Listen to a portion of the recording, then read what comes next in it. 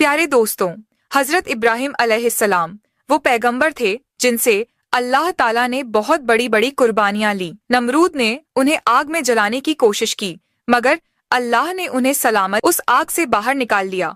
जब हजरत इब्राहिम अपने घर वापस लौटे तो उनके वालिद ने उनसे कहा, ए इब्राहिम, अगर तुम अपने अल्लाह को नहीं छोड़ते तो मेरे घर से निकल जाओ। हजरत इब्राहिम अलैहिस्सलाम ने बिना किसी शिकवा के अपना घर छोड़ दिया और मिस्र की जानिब रवाना हो गए। जब मिस्र के बादशाह को यकीन हो गया कि इब्राहिम अल्लाह के नबी हैं, तो उसने अपनी बेटी हजरत हाजरा का निकाह इब्राहिम से कर दिया। इसके बाद हजरत इब्राहिम अपनी बीवी हाजरा को लेकर फिलिस्तीन चले गए और वहीं रहने लगे। हजरत इब्राहिम की कोई औलाद नहीं थी, इसलिए वह दिन रात अल्लाह से दुआ करते रहते, ऐ मेरे रब, मुझे एक नेक और फरमाबरदार बेटा अता फरमा। सालों गुजरते गए लेकिन बेटा नहीं हुआ। उम्र भी ढलती चली गई, मगर दिल में उम्मीद बाकी रही। 84 साल की उम्र में भी वो अल्लाह से यही इल्तिजा करते रहे, ऐ अल्लाह, मैं तेरी रहमत से मायूस नहीं हूँ, मुझे एक बेटा अता कर जो बुढ़ापे में मेरा सहारा बने। आखिरकार अल्लाह ने उनकी दुआ कबूल फरमा ली। 84 साल की उम्र में हजरत इब्राहिम को एक प्यारा सा बेटा हुआ। उन्होंने उसका नाम इस्माइल रखा। आप अंदाजा लगाइए, एक बाप जिसने 84 साल की उम्र में बेटा पाया हो, उसकी मोहब्बत उस बेटे से कितनी होगी। वो हर वक्त उसे सीने से लगाए रखते, चूमते, कंधों पर बिठाकर बाजारों में फिराते, उसके साथ खेलते और हंसी करते। अभी बेटे की पैदाइश को एक हफ्ता भी नहीं गुजरा था कि हजरत जिब्राइल अलैहिस्सलाम इब्राहिम के पास आए और कहा, ए अल्लाह के नबी, अल्लाह का हुक्म है कि आप अपनी बीवी और बच्चे को खुद से जुदा कर दें। यह सुनकर हजरत इब्राहिम का दिल कांप गया। बोले, ए जिब्राइल, मैं अपनी बीवी और बच्चे को कहाँ छोड़ूं? जिब्राइल अलैहिस्सलाम ने जवाब दिया, जहाँ अल्लाह हुक्म देगा मैं वहाँ ले जाऊंगा। कल सुबह इंसानी शक्ल में ऊंट पर आऊंगा। आप अपनी बीवी और बच्चे को तैयार रखना और मेरे पीछे चलना। अगली सुबह हजरत जिब्राइल ऊंट पर सवार होकर आए। इब्राहिम अलैहिस्सलाम ने भी अपनी बीवी हाजरा और बेटे इस्माइल को ऊंट पर बिठाया और खुद भी ऊंट पर सवार हो गए। जिब्राइल का ऊंट आगे आगे, इब्राहिम का ऊंट पीछे चलता रहा।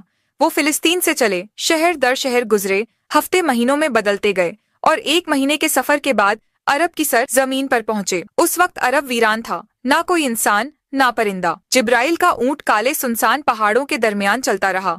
आखिरकार 4 ऊंचे पहाड़ों के बीच एक वादी में पहुंचे, जहां आज काबा मौजूद है, लेकिन उस वक्त वहां दूर दूर तक कोई नहीं था।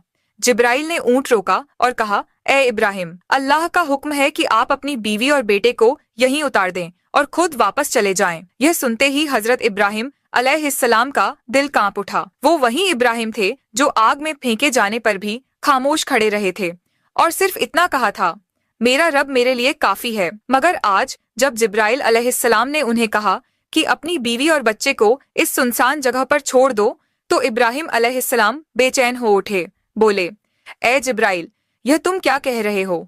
यहाँ तो ना पानी है ना खाना, मेरे बीवी और बच्चे यहाँ कैसे जिंदा रहेंगे? जिब्राइल अलैहिस्सलाम ने जवाब दिया, ए अल्लाह के नबी, यही अल्लाह का हुक्म है, आप इन्हें यहीं छोड़ दीजिए और फिलिस्तीन लौट जाइए। इतना कहकर जिब्राइल चले गए और इब्राहिम अलैहिस्सलाम रह गए। अपनी बीवी और बच्चे को हसरत से देखते हुए उन्होंने इस्माइल को गोद में उठाया, सीने से लगाया और उनकी आंखों से आंसू बहने लगे। शायद दिल में यह ख्याल आया हो, क्या मैं अब इस बच्चे से जुदा हो रहा हूँ, पता नहीं फिर कभी इसे देख पाऊंगा या नहीं। उन्होंने जल्दी से लकड़ियां इकट्ठा करके एक छोटी सी झोपड़ी बनाई और अपनी बीवी और बेटे को उसमें बिठाकर और फिलिस्तीन की ओर चल पड़े। शौहर को जाते देख हजरत हाजरा दौड़ती हुई पीछे आई, रोती हुई बोली, आप मुझे इस वीरान वादी में छोड़कर कहाँ जा रहे हैं? यहाँ तो ना खाना है ना पानी, मैं और मेरा बच्चा यहाँ कैसे जिंदा रहेंगे? हम तो मर जाएंगे। इब्राहिम अलैहिस्सलाम कुछ जवाब देने ही वाले थे कि जिब्राइल फिर आए और बोले, ए अल्लाह के नबी, आपको हुक्म है कि बीवी को कोई जवाब ना दे, बस खामोशी से फिलिस्तीन लौट जाए। दोस्तों, सोचिए उस बूढ़े बाप का दर्द जिसे 84 साल की दुआओं के बाद एक बेटा मिला, आंखों की ठंडक, दिल का सुकून, और आज वह उसी बेटे को एक वीरान जमीन पर छोड़कर जा रहा है। ऊंट आगे बढ़ रहा था और हाजरा गोद में इस्माइल को लिए उसके पीछे दौड़ रही थी, रोते हुए पूछ रही थी, आप हमें क्यों छोड़कर जा रहे हैं? मैं आपके बगैर इस सुनसान जगह में कैसे जिंदा रहूंगी? मेरा बच्चा तो मर जाएगा। आप तो जानते हैं यह बच्चा हमें कितनी मिन्नतों और दुआओं के बाद मिला है, क्या आप ऐसे ही उसे यहाँ अकेला छोड़ देंगे? वो बार बार यही सवाल करती जा रही थी, मगर इब्राहिम अलैहिस्सलाम को हुक्म था। दिल टुकड़े टुकड़े हो रहा था, मगर जुबान पर ताला था, सिर्फ अल्लाह के लिए। हाजरा लगातार पीछे दौड़ती रही। कभी कहती, कोई तो जवाब दीजिए, इतना खामोश क्यों है? आप लगभग 9 किलोमीटर तक वो अपने शौहर के ऊंट के पीछे भागती रही। हर 2 कदम पर दिल चीर देने वाले सवाल करती रही। आखिर जब हाजरा बहुत थक गई तो उनके दिल में एक ख्याल आया, मेरे शौहर तो नबी हैं, वह कोई काम अपनी मर्जी से नहीं करते। क्या यह अल्लाह का हुक्म है कि मुझे और मेरे बच्चे को इस वीरान जगह में छोड़ दिया जाए?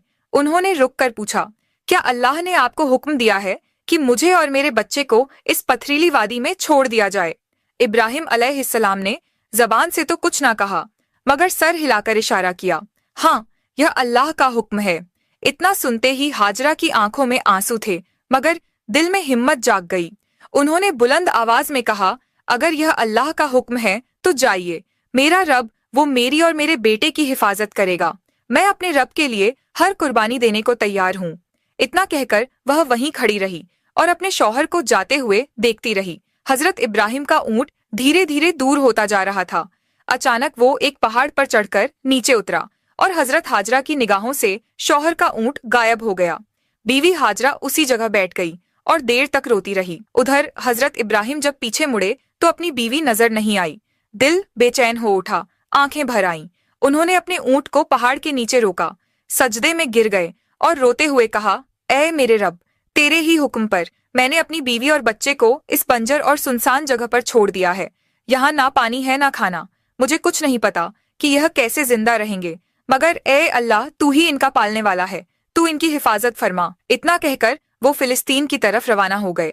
इधर बीवी हाजरा अपने नन्हे बच्चे इस्माइल को गोद में उठाकर धीरे धीरे उस झोपड़ी की तरफ बढ़ने लगी जो इब्राहिम अलैहिस्सलाम ने उनके लिए बनाई थी। हर तरफ सन्नाटा ही सन्नाटा था। बीबी हाजरा कोई आम औरत नहीं थी, मिस्र के बादशाह की बेटी, महल की शहजादी थी, मगर आज अल्लाह की तरफ से बहुत बड़ा इम्तिहान उनके सामने था। वो झोपड़ी में पहुंची रात हो चुकी थी। खामोशी से बच्चे को गोद में लिए बैठी रही। चारों तरफ स्याह पहाड़ थे, आसमान तारों से भरा था, मगर उस वीरानी में जैसे खुद आसमान भी उनका गम देख रहा था। चांद सोच रहा होगा, यह कौन औरत है जो ऐसी सुनसान जगह में अकेली बैठी है? काले पहाड़ भी हैरान होंगे, यह कैसी मजबूर माँ है जो अपने बच्चे को गोद में लिए तन्हा बैठी है। यह इलाका तो ऐसा है जहाँ परिंदा भी पर नहीं मारता, ना पानी ना खाना ना कोई इंसान। तो यह कौन है जो यहाँ बैठी है और क्यों रो रही है? दोस्तों, यह थी हमारी माँ बीबी हाजरा, जिन्होंने अपनी पूरी जिंदगी अल्लाह के लिए कुर्बान कर दी। एक आम औरत छोटी सी मुश्किल पर घबरा जाती है, मगर बीबी हाजरा के सब्र का क्या कहना। अकेली वीरान पहाड़ों के बीच अंधेरी रात में सिर्फ अल्लाह पर भरोसा करके बैठी थी। उनके सामने तो सिर्फ मौत थी। वो आसमान को देखती होंगी और कह रही होंगी, या अल्लाह, मेरे साथ क्या हो गया? मैंने तो सिर्फ तेरा कहा माना। जब इब्राहिम अलैहिस्सलाम हाजरा और अपने दूध पीते बेटे इस्माइल को मक्के के वीरान इलाके में छोड़कर चले गए तो बीवी हाजरा बेहद परेशान हो गई। सोचती थी, अब मैं यहाँ अपने इस मासूम बच्चे के साथ कैसे जिंदा रहूंगी। उनकी गोद में बच्चा था, चारों तरफ वीरानी थी, कोई इंसान नहीं, कोई आवाज नहीं, सिर्फ खौफ और तन्हाई। हाजरा आसमान को देखती, आंखों से आंसू बहते और दिल से अल्लाह को पुकारती, या रब, मेरी और मेरे बच्चे की हिफाजत फरमा। मैं एक कमजोर औरत हूँ, इस वीरान इलाके में मेरा कोई मददगार नहीं है। उनके पास एक घड़ा था जिसमें थोड़ा सा पानी था। उसी पानी को वह खुद भी पीती और अपने बच्चे को भी पिलाती, मगर 3 दिन में पानी खत्म हो गया। अब वह परेशान हो गई, अब मेरे बच्चे को पानी कहाँ से मिलेगा? उन्हें पहले से ही मालूम था कि आसपास पानी का कोई नाम और निशान नहीं है, मगर क्या वो अपने प्यारे इस्माइल को प्यास से तड़पते हुए देख सकती थी? हरगिज नहीं। इसलिए उम्मीद का दामन थामे अपने बच्चे को जमीन पर लिटाया और सफा पहाड़ पर चढ़ गई। शायद ऊपर से कोई पानी नजर आ जाए, मगर कुछ भी नजर न आया। फिर दौड़कर मरवा पहाड़ पर, मगर वहां भी पानी का नामो निशान नहीं था। दोस्तों, जब किसी पर मुसीबत आती है तो उसका कोई ना कोई अपना साथ देता है, मगर आज इस सख्त और पथरीली जमीन पर एक बेबस माँ थी, अकेली अपने बच्चे को प्यास से तड़पते हुए देख रही थी और उसके लिए कुछ भी नहीं कर पा रही थी। बीवी हाजरा की आंखों में आंसू थे, वो इधर उधर दौड़ रही थी। शायद एक कतरा पानी मिल जाए, शायद अपने प्यासे बच्चे को मौत से बचा सकूं, बस यही सोच थी, मगर हर तरफ सूखा ही सूखा था, ना कहीं पानी ना राहत। बीबी हाजरा मिस्र के बादशाह की बेटी थी, एक शहजादी जिसने बचपन महलों में गुजारा था। उन्होंने कभी ऐसी मुसीबत का सामना नहीं किया था। अब वह बार बार सफा पहाड़ की तरफ दौड़ती, शायद ऊपर से कहीं पानी नजर आ जाए। फिर भागती हुई मरवा पहाड़ की तरफ जाती, मगर हर बार मायूसी ही हाथ लगती। जब बेटे का ख्याल आता तो दौड़कर वापस झोपड़ी की तरफ जाती, देखने के लिए कि मेरा बच्चा जिंदा है या नहीं। यह तलाश सुबह से दोपहर में बदल चुकी थी। धूप तेज होती जा रही थी, सूरज जैसे मक्का के पहाड़ों को जला रहा हो। बीवी हाजरा प्यास से बेहाल थी और उनका मासूम बच्चा भी पानी के लिए बिलख रहा था। झोंपड़ी के अंदर वह बच्चा रो रहा था और बाहर उसकी माँ हर तरफ पानी की तलाश में दौड़ रही थी। आखिरकार थक हार कर बीवी हाजरा सफा पर गिर पड़ी। अब उनके अंदर पानी की तलाश की भी हिम्मत नहीं बची थी। मौत उन्हें अपनी आंखों के सामने नजर आ रही थी। बच्चे के रोने की आवाज आ रही थी, मगर आज वो बेबस माँ कुछ कर नहीं पा रही थी। उस बच्चे की तड़प देखकर उनकी आंखों से आंसू रुक ही नहीं रहे थे। वो बार बार अल्लाह से फरियाद करती रही, ऐ अल्लाह मेरे बच्चे की हिफाजत कर, मैं उसे अपनी आंखों के सामने मरते नहीं देख सकती। मैं तो यहीं इस पहाड़ पर प्यास से मर जाऊंगी और मेरा बच्चा उस झोपड़ी में तड़प कर मर जाएगा।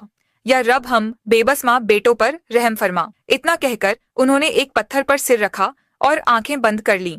मगर बच्चे की रुलाई अभी भी उनके कानों में गूंज रही थी और भला कोई माँ अपने बच्चे को तड़पता छोड़ सकती है। इसलिए परेशान होकर फिर सिर उठाया और झोपड़ी की तरफ देखा। जो नजारा देखा वो देखकर उनकी जान में जान आ गई। उन्होंने देखा कि झोपड़ी के पास कोई इंसान खड़ा है और जमीन से बहुत तेज पानी निकल रहा है। हैरान होकर दौड़ती हुई वहां पहुंची, मगर वो इंसान गायब हो चुका था। उन्होंने देखा कि पानी उनके बेटे इस्माइल की एड़ियों के पास से निकल रहा था। अल्लाह ने अपने नबी हजरत इस्माइल और उनकी माँ के लिए मक्का की सख्त जमीन से पानी निकाल दिया था। हजरत जिब्राइल अलैहिस्सलाम आए थे। उन्होंने छोटे इस्माइल के दिल में यह ख्याल डाला कि अपनी एड़ी जमीन पर मारो, और जैसे ही इस्माइल ने ऐसा किया, नीचे से चश्मा फूट पड़ा। उसके बाद जिब्राइल चले गए। हजरत हाजरा ने जब यह देखा तो सजदे में गिर पड़ी और रोते हुए अल्लाह का शुक्र अदा करने लगी। उन्होंने अपने प्यासे बच्चे को पानी पिलाया। वो पानी इतनी रफ्तार से निकल रहा था कि बीवी हाजरा ने मिट्टी और पत्थरों से उसके चारों तरफ एक मुंडेर बना दी ताकि पानी एक जगह ठहर जाए। आज उसी चश्मे को जमझम का कुआं कहा जाता है। जमझम का पानी आज तक कभी खत्म नहीं हुआ। बीवी हाजरा अपने बेटे इस्माइल के साथ उसी झोपड़ी में रहने लगी। वो झमझम का पानी पीती और आसपास उगाए खजूर और कुछ फलों से अपनी जिंदगी गुजारती। अब जब पानी आ गया था तो धीरे धीरे फल और राहतें भी वहां पहुंचने लगी। कई महीने यूं ही गुजर गए। एक दिन उधर से 20 लोगों का एक काफिला गुजरा। उस काफिले का सरदार एक समझदार आदमी था। उसने आसमान में एक परिंदा उड़ता देखा और कहा, यह परिंदा हमेशा पानी के आसपास उड़ता है, मगर हम तो जब भी इन पहाड़ों के पास आए हैं कभी पानी नहीं देखा। अगर यहाँ पानी ना होता तो यह परिंदा यहाँ क्यों उड़ता? फिर उसने एक आदमी से कहा, जाकर देखो कहीं पानी नजर आ रहा है। वो आदमी थोड़ी दूर चला, एक पहाड़ पर चढ़ा और सामने देखा एक चश्मा बह रहा था और उस चश्मे के पास एक औरत अपने बच्चे को गोद में लिए बैठी थी। यह देखकर वह आदमी बहुत हैरान हुआ। जल्दी से जाकर अपने सरदार को बताया, ए मेरे सरदार, आपकी बात बिल्कुल सच निकली। वहाँ एक पानी का चश्मा बह रहा है और एक औरत अपने छोटे बच्चे को लिए उसी चश्मे के पास बैठी है। सरदार को यह सुनकर बेहद हैरानी हुई। इस वीरान सुनसान इलाके में कोई औरत कैसे रह सकती है? वो फौरन उस चश्मे की तरफ गया।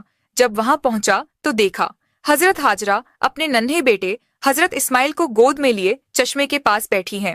सरदार ने पूछा, ए औरत, तुम कौन हो? हजरत हाजरा ने बड़ी सादगी से सब कुछ बता दिया। मैं हजरत इब्राहिम की बीवी हूँ। अल्लाह के हुक्म पर उन्होंने मुझे इन पहाड़ों के बीच छोड़ दिया। अल्लाह ने हमारे लिए जमीन से यह पानी का चश्मा निकाल दिया। हम इसी पर जिंदगी बसर कर रहे हैं। सरदार बहुत मुतासिर हुआ और बोला, ए नेक औरत, अगर तुम इजाजत दो तो हम अपने बीवी बच्चों के साथ यहाँ तुम्हारे आसपास घर बना लें।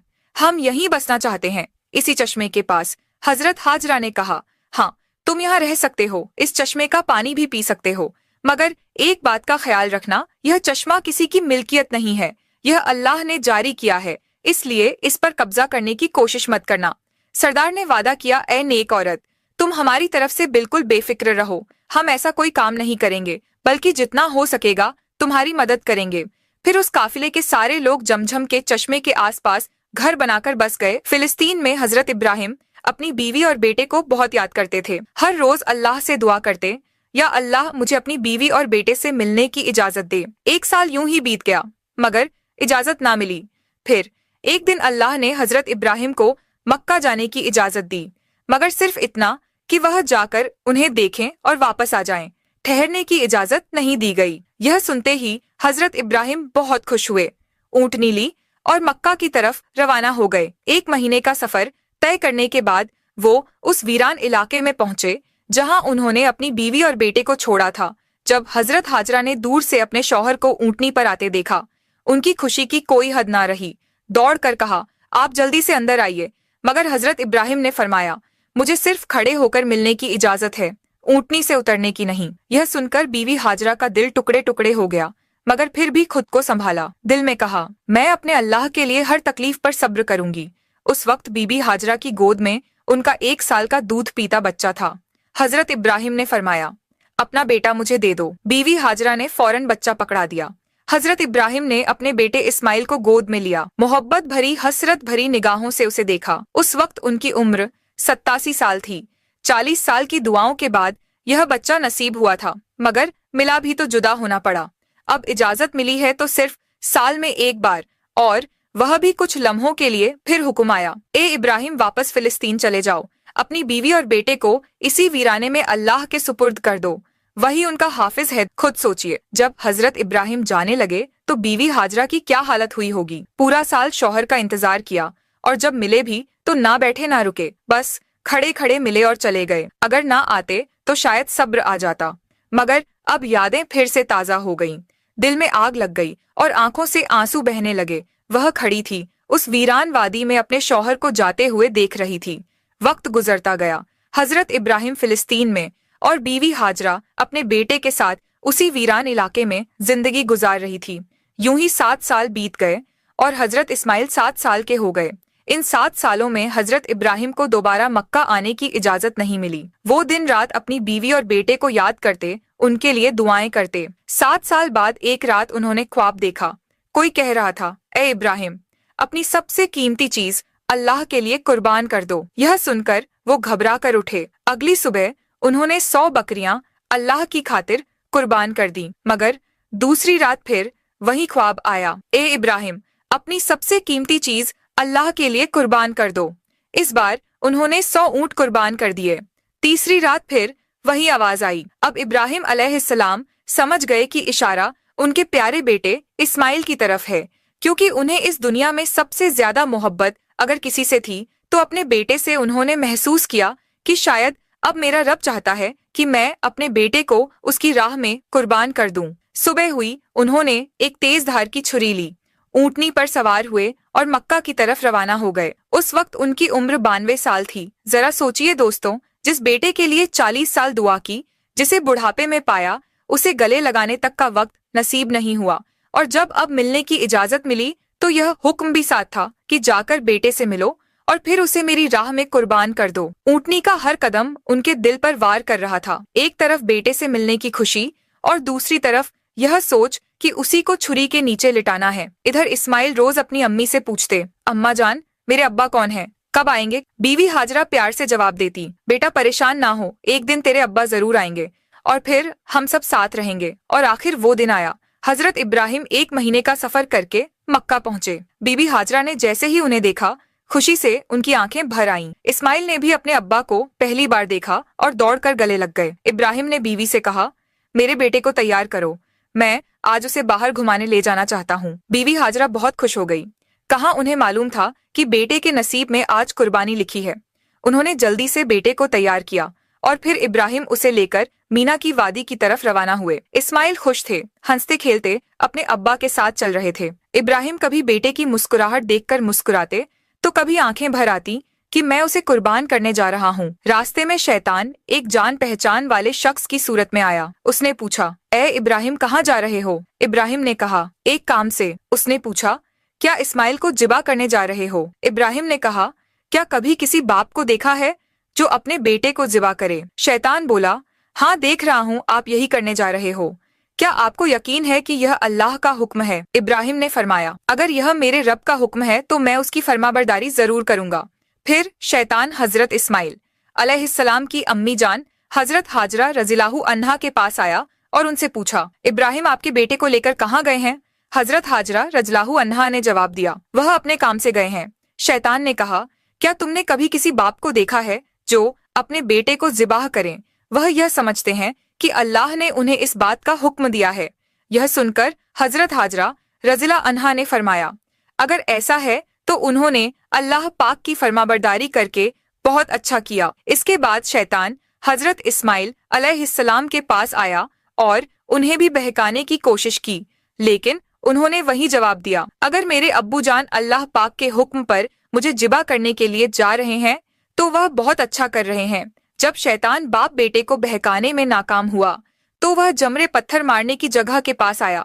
हजरत इब्राहिम अलैहिस्सलाम ने उसे 7 कंकरियां मारी। शैतान रास्ते से हट गया। यहाँ से नाकाम होकर शैतान दूसरे जमरे पर गया। फरिश्ते ने दोबारा हजरत इब्राहिम अलैहिस्सलाम से कहा, इसे मारिए। उन्होंने फिर 7 कंकरियां मारी। शैतान फिर रास्ता छोड़कर हट गया। अब शैतान तीसरे जमरे के पास पहुंचा। हजरत इब्राहिम अलैहिस्सलाम ने फरिश्ते के कहने पर एक बार फिर 7 कंकरियां मारी। शैतान ने रास्ता छोड़ दिया। शैतान को 3 मकामों पर कंकरियां मारने की याद आज भी बाकी है और हाजी उन तीनों जगहों पर कंकरियां मारते हैं जब हजरत इब्राहिम अलैहिस्सलाम हजरत इस्माइल अलैहिस्सलाम को लेकर कुहेसर कुर्बानी की जगह पहुंचे तो उन्होंने अल्लाह ताला के हुक्म की खबर दी, जिसका जिक्र कुरान में कुछ इस तरह आया है, ऐ मेरे बेटे, मैंने ख्वाब में देखा कि मैं तुझे ज़िबा कर रहा हूँ, तेरी क्या राय है? फरमाबरदार बेटे ने यह सुनकर जवाब दिया, ऐ मेरे बाप, आप वही कीजिए जिसका आपको हुक्म मिला है। खुदा ने चाहा तो आप मुझे सब्र करने वालों में पाएंगे। हजरत इस्माइल अलैहिस्सलाम ने अपने वालिद से मजीद अर्ज किया, अब्बू जान, ज़िबाह करने से पहले मुझे रस्सियों से मजबूती से बांध दीजिए ताकि मैं हिल ना सकूं। कहीं मुझे डर है कि मेरे सवाब में कमी ना हो जाए, और मेरे खून के छींटों से अपने कपड़े बचाकर रखिए ताकि मेरी अम्मी जान गमगीन ना हो जाए। छुरी को खूब तेज कर लीजिए ताकि गला अच्छे से कट जाए, क्योंकि मौत बहुत सख्त होती है। मुझे ज़िबा करते वक्त मेरा चेहरा जमीन की तरफ कर दीजिए ताकि आपकी नजर मुझ पर ना पड़े, और जब मेरी अम्मी से मिले तो उन्हें मेरा सलाम कहिए। अगर मुनासिब समझे तो मेरी कमीज उन्हें दे दीजिए, शायद उन्हें तसल्ली मिल जाए और सब्र आ जाए। हजरत इब्राहिम अलैहिस्सलाम ने इरशाद फरमाया, ए मेरे बेटे, तुम अल्लाह ताला के हुक्म पर अमल करने में मेरे कितने मददगार साबित हो रहे हो। फिर जिस तरह हजरत इस्माइल अलैहिस्सलाम ने कहा था उन्हें वैसे ही बांध दिया। अपनी छुरी तेज की हजरत इस्माइल अलैहिस्सलाम को पेशानी के बल लिटाया और उनके चेहरे से नजर हटा ली। फिर उनके गले पर छुरी चला दी, लेकिन छुरी ने अपना काम नहीं किया, गला ना कटा। इस वक्त हजरत इब्राहिम पर वही नाजिल हुई, ए इब्राहिम, बेशक तूने ख्वाब सच कर दिखाया, हम ऐसा ही सिला देते हैं। नेकों को यह सचमुच एक रोशन इम्तिहान था और हमने एक बड़ा जिब भेजकर उसके बदले में तेरे बेटे को बचा लिया। जब हजरत इब्राहिम अलैहिस्सलाम ने हजरत इस्माइल अलैहिस्सलाम को ज़िबाह करने के लिए जमीन पर लिटाया तो अल्लाह ताला के हुक्म से हजरत जिब्राइल अलैहिस्सलाम जन्नत से एक मेंढा लेकर आए और दूर से ऊंची आवाज में फरमाया, अल्लाहू अकबर, अल्लाहू अकबर। इब्राहिम ने सर उठाया, समझ गए कि अल्लाह ने आजमाइश पूरी कर दी है और बेटे की जगह फिदिया भेज दिया है। खुश होकर कहा, ला इलाहा इल्लल्लाह, अल्लाहू अकबर। इस्माइल ने कहा, अल्लाहू अकबर व लिल्लाहिल हम्द। इन पाक अल्फाज की यह सुन्नत आज भी कुर्बानी के वक्त कायम है और कयामत तक जारी रहेगी। पाकिस्तान, हिंदुस्तान, बांग्लादेश, जहाँ जहाँ मुसलमान रहते हैं इस दिन को और इस सुन्नत को अदा करते हैं और अल्लाह ताला के रास्ते में जानवरों की कुर्बानी करते हैं। यह सिलसिला 3 दिन तक अदा किया जाता है, जिसमें दम्बा ऊंट और गाय बकरी जैसे जानवरों की कुर्बानी की जाती है। जानवरों को कुर्बान करके उसके गोश्त के 3 हिस्से बनाए जाते हैं। पहला हिस्सा गरीबों के लिए, दूसरा हिस्सा रिश्तेदारों के लिए और तीसरा हिस्सा अपने घर के लिए रखा जाता है। कुर्बानी की यह प्रक्रिया है, जानवरों को ज़बह किया जाता है और गोश्त बांटा जाता है। हम उम्मीद करते हैं कि आपको हमारी वीडियो पसंद आई होगी और हमारे चैनल पर ऐसी अच्छी अच्छी वीडियो अपलोड की जाती है। सब्सक्राइब कर लें ताकि जब भी हम वीडियो अपलोड करें उसका नोटिफिकेशन आपको मिल जाए और आप हमारी वीडियो देख सकें। शुक्रिया।